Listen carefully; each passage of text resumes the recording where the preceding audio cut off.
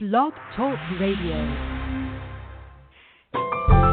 Welcome to Last First Date Radio, featuring interviews with experts in dating, relating, and mating in midlife. And now, here's your host, Sandy Weiner. Hello, everybody. Hope you're all doing well today. I am Sandy Weiner, and I am a dating and love coach at lastfirstdate.com. I want to welcome you to Last First Date Radio.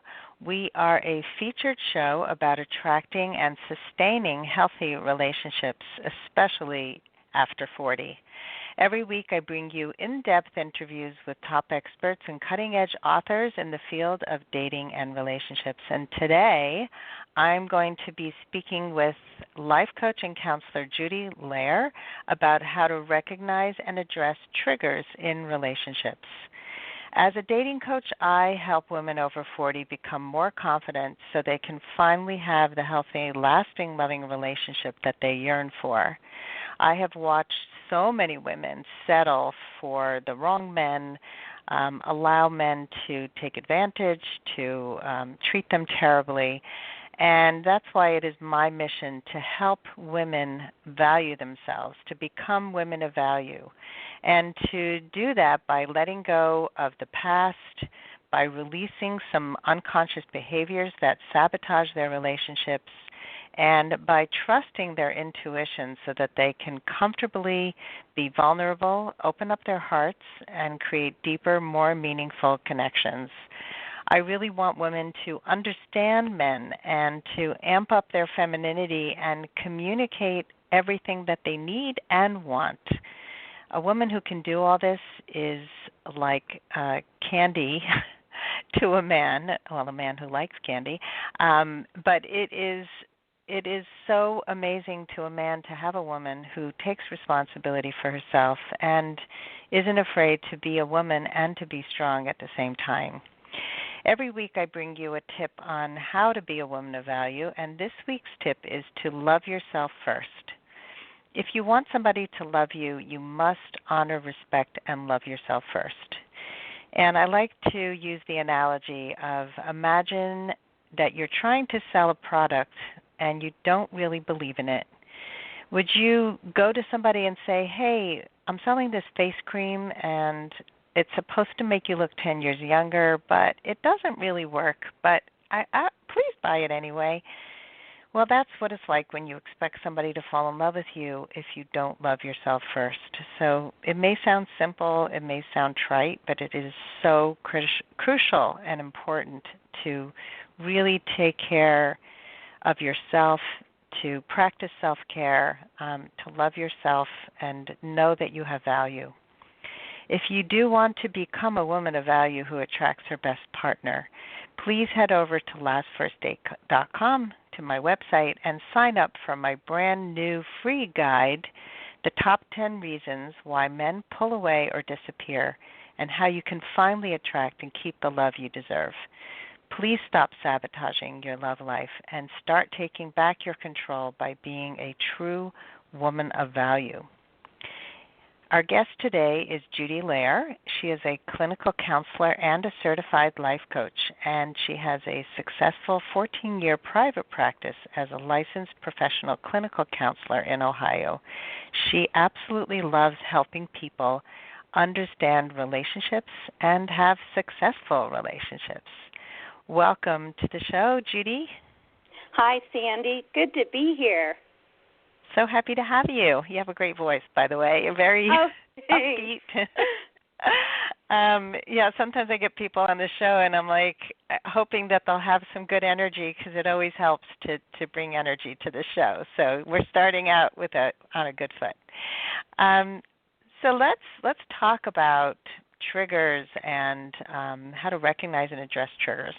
So the first question I have for you is one that I have dealt with in relationships, and it's how do you know if a concern that you have with your partner is due to a past trigger or a present issue?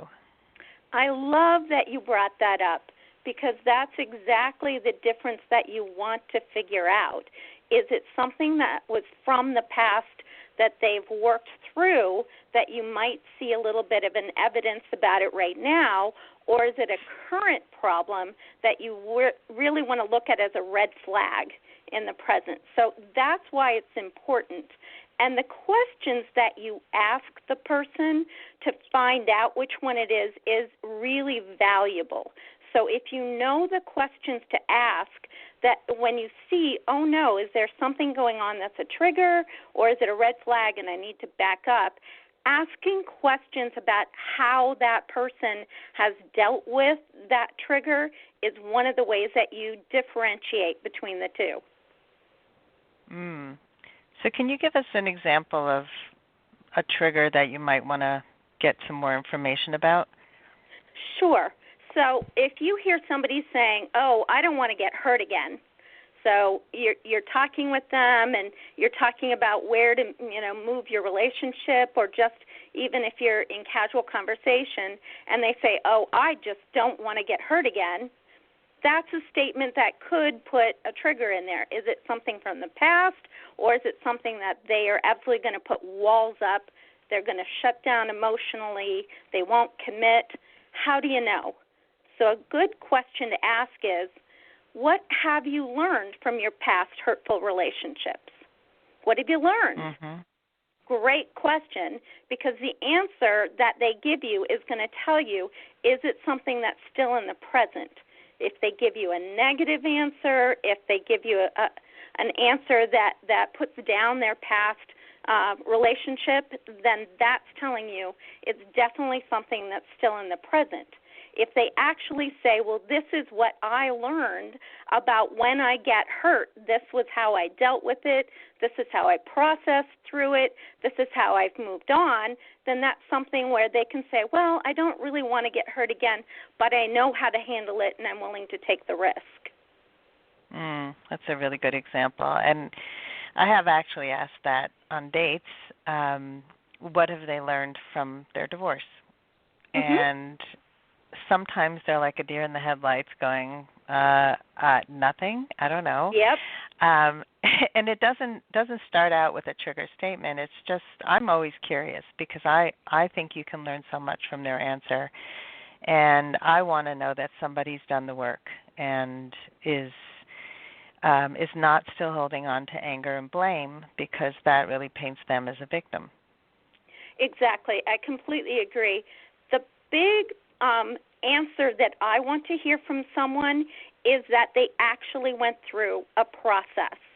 So oftentimes you'll either get that deer in the headlights kind of thing where they really haven't done any work because they just, got out of a relationship and moved on without doing any work to look at what happened, what do I learn about me, what do I learn about moving forward, or, what they've done in terms of that is to just villainize, the other person that they were in the relationship with, rather than looking at themselves and understanding what their part in it was.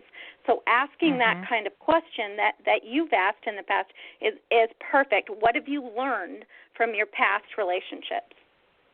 Yeah, I think it's such an important question, and hopefully you're able to answer it with ease. And one of the services that I provide with my clients with is to help them really capture the answers to these hard questions, because they're going to be asked this question, and why didn't you ever get married, and why are you still single, and how's online dating going for you? Like all these questions that can make people defensive. Sit down and prepare your answer. Think about it beforehand, because you're going to be asked these questions, and certainly if you're asking them, you should be ready to answer them as well.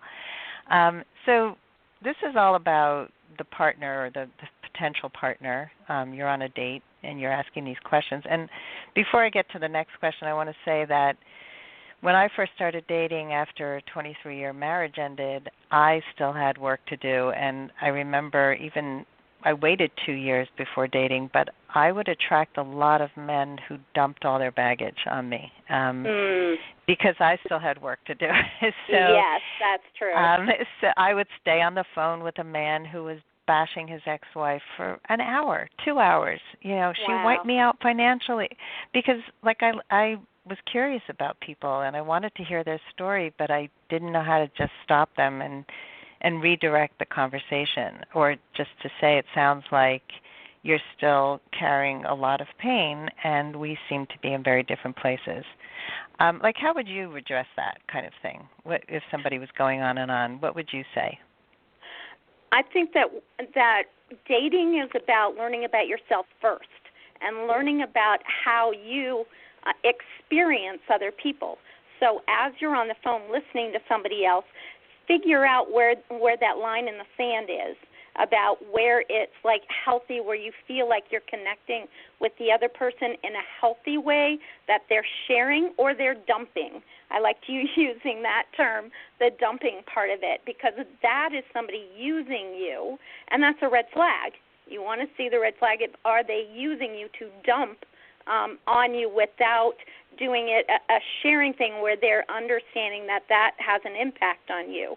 So I was divorced in 1999. And so as I move forward through the years in terms of looking at dating, what I do is I wanted to figure out where that line in the sand was for me. So I would know when it felt heavy, like I'm getting dumped on, and they're not asking questions about me. It's not a conversation back and forth. And figuring out how to say, well, excuse me, I think, we're done now, or I have something on the stove, that I need to go and move. When I see that line has been crossed, and I'm trying to see if they're recognizing that and they don't, then I need to put a stop at that point, because that would tell me that this is not a good relationship for me if this person already at the very beginning is dumping on me. Mhm. Yeah, I agree. And so many women are afraid to be rude. They think it's unkind to say Right. things like that. But it's important to learn how to set a clear boundary without being mean, but just by saying, it doesn't feel like we're a good match. I wish you well. You don't have to go into a whole explanation about why you seem like a jerk. Correct. Boy, you're a selfish bastard. Right. You wouldn't say something like that. No, and if you look at dating as it's a learning experience about you at the beginning, how are you experiencing this other person? Are you experiencing them where it's opening you up and you're excited to share more because they're sharing and it's opening you up? Or, is it getting heavier and it feels, locked in? Then your ability to say, I'm experiencing this as not a good conversation, not as a good match, not as a good fit, and I just want to be upfront with that. Yeah, and how refreshing to be upfront when most people are not. So, yes. I just spoke to a new guy today who said, I'm just going to be honest with you, I don't have a car. I said, okay. He goes, well, some women find that to be a deal breaker. I said, oh, there are much bigger deal breakers for me than not having a car, trust me. But I like that he was just like putting it out there, saying, hey, some women have found this to be a problem, so if you do, I'm letting you know right now. And that's as simple, right? Just lay it out there. Okay, so this is about like someone else's baggage. And now what about your own? There's yours, mine, and ours. So what about your own baggage? How do you identify that? By asking yourself some of these same questions.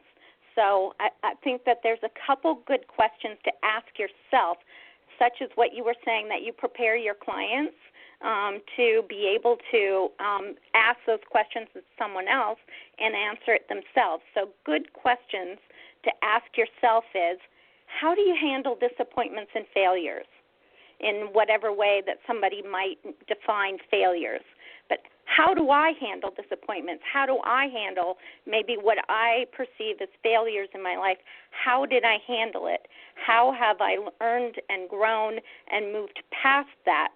So it's critiquing things like self-limiting statements. Oh, I guess I can never do that again, or that won't ever happen for me. Those types of very self-limiting statements. When you ask these questions of yourself, you're looking for these self-limiting statements or distortions, very black and white thinking that narrows down your ability to see what options are available to you and how you can move forward. So when you ask yourself these questions, then you can see your own limitations and critique those, process what you need to process, and open things back up. It then allows you to ask those questions of somebody else and recognize when they give you a healthy or unhealthy answer. Yeah, that's so important to just take responsibility for your own way of processing if you're looking at somebody else's way of processing, right? Yes. Yes, so the ability to say, I want to process through mine. I want to bring a healthy person into the next relationship. I want to be that healthy person, so I want to ask these questions of myself. Do I have my own triggers? Do I have my own things that limit me in looking at the potential of a new relationship in a very healthy way? Yeah, and that's important. And also to, I think, identify if you have a strong need that wasn't met in past relationships, to also be aware of that and not have somebody dismiss you for it. So there's a distinction between a trigger and a true need that is a must-have. Absolutely. So can you address, so how do you distinguish between a past trigger and a true need?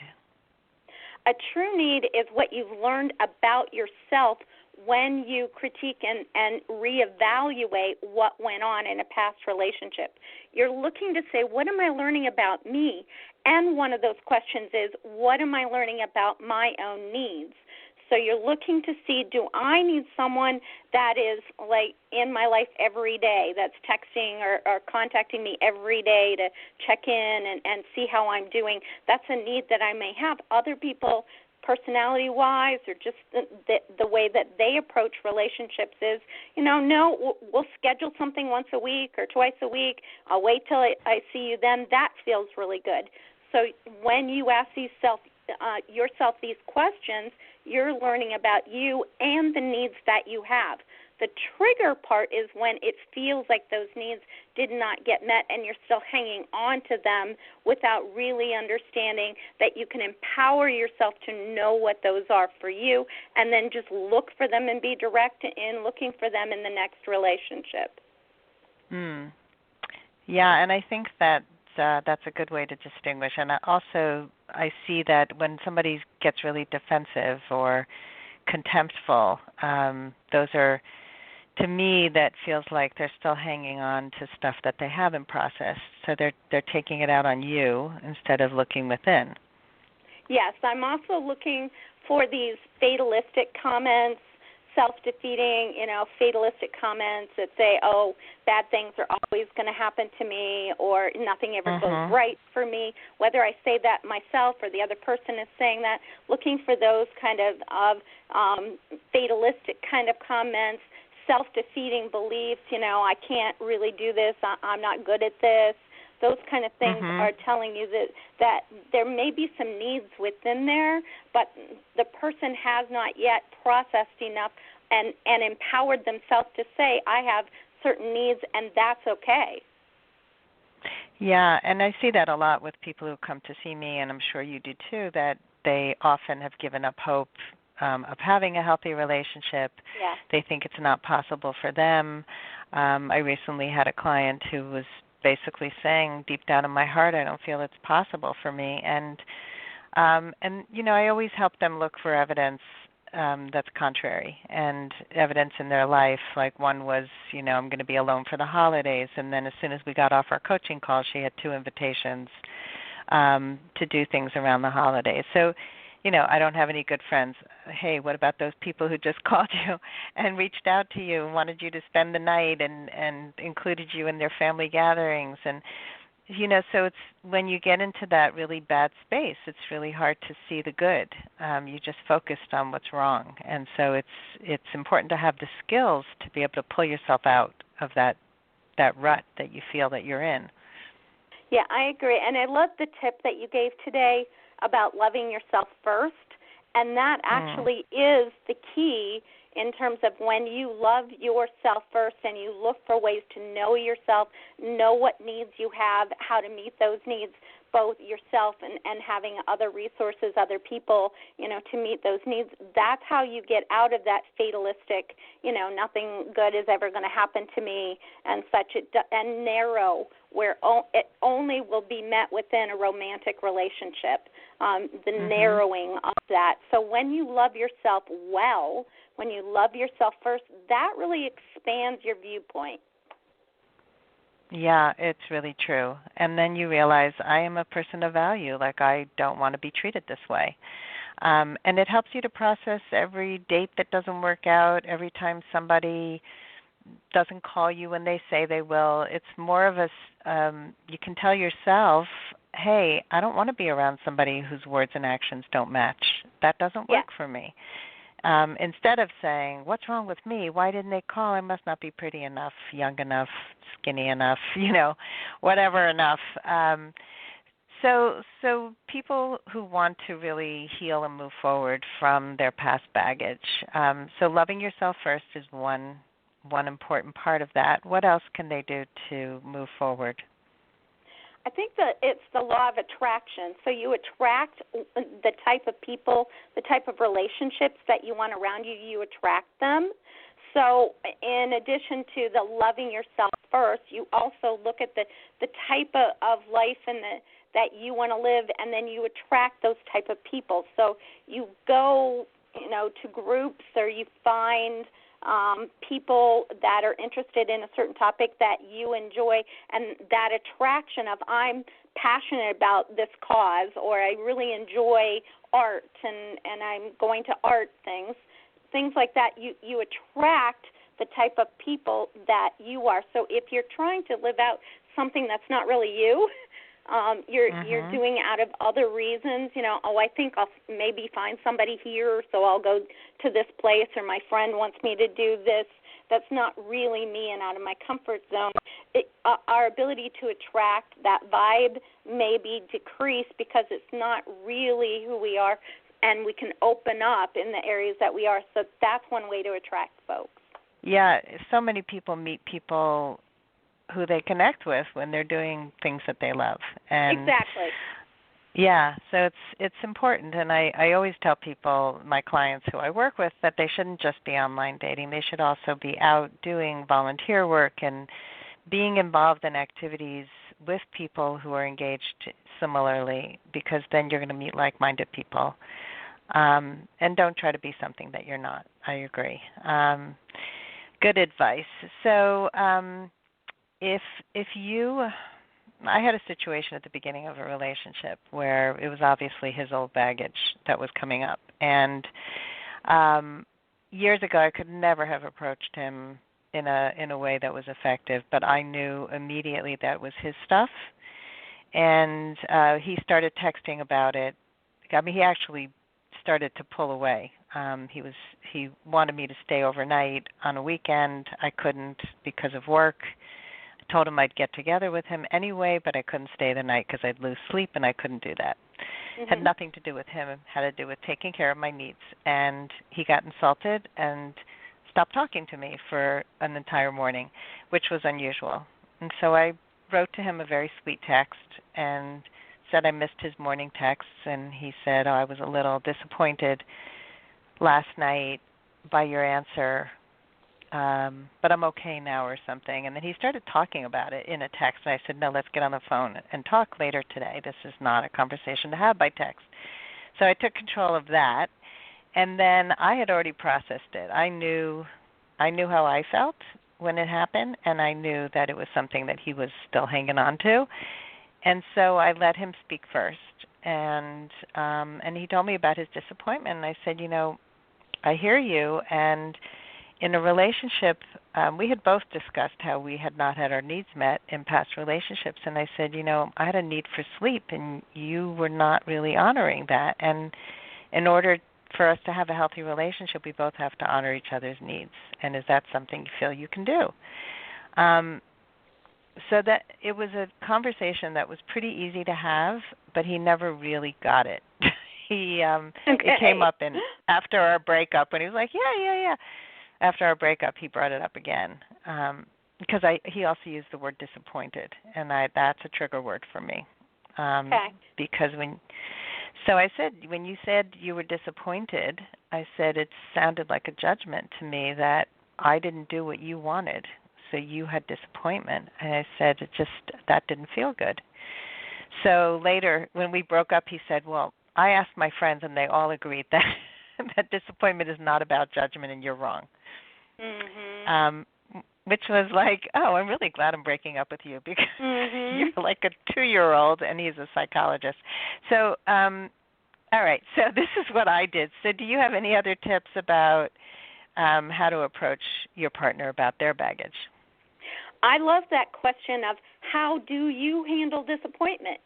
So when someone says, I'm disappointed in the choice that you made, or that you did not choose to honor me or go along with what I'm saying, the ability for you to take a step back and just say, well, I appreciate you sharing. How do you handle disappointment?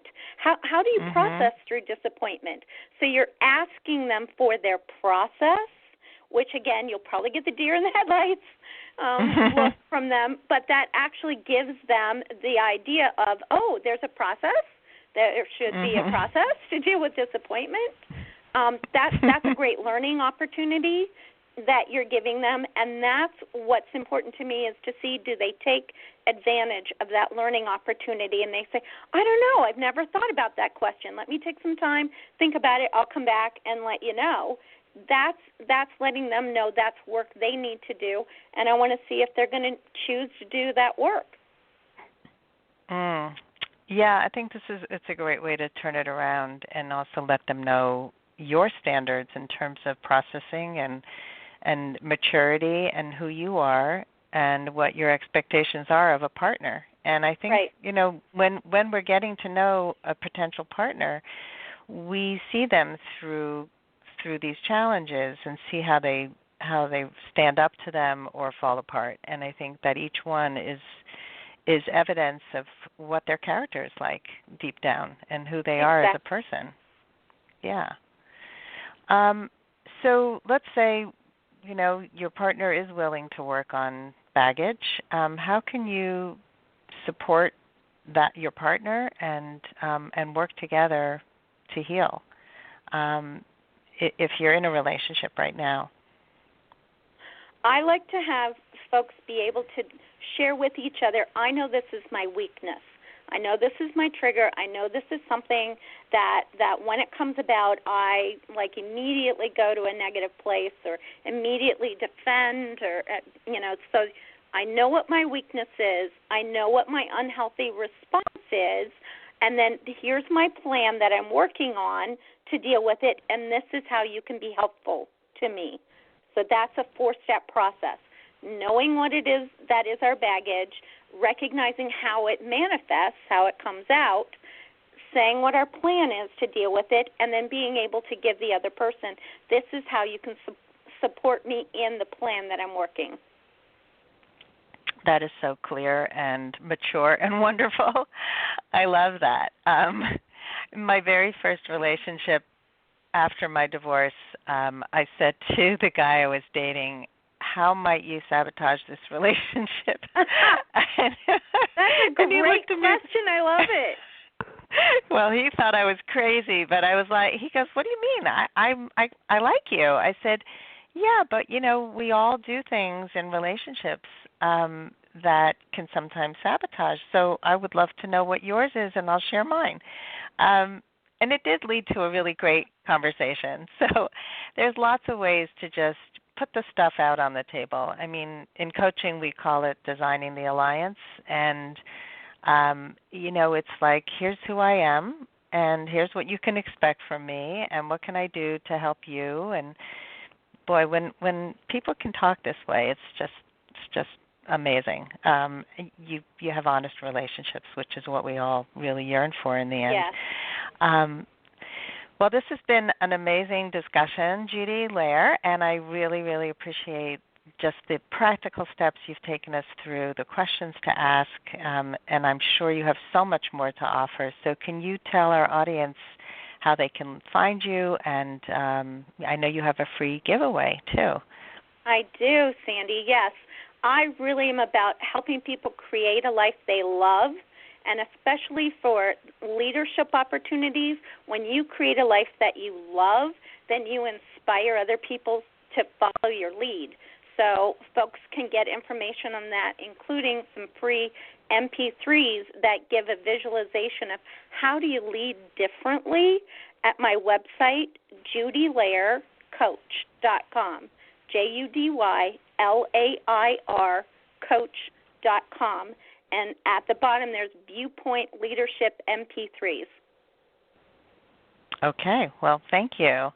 Thank you again for sharing all this great information, Judy. And I hope people take advantage of these free MP3s and learn the skills of leadership, which really help you become better at life. Exactly. Thanks, Sandy. Thank you. And thanks, everybody, for listening in today. And I hope you all go on your last first date very soon. Have a great day.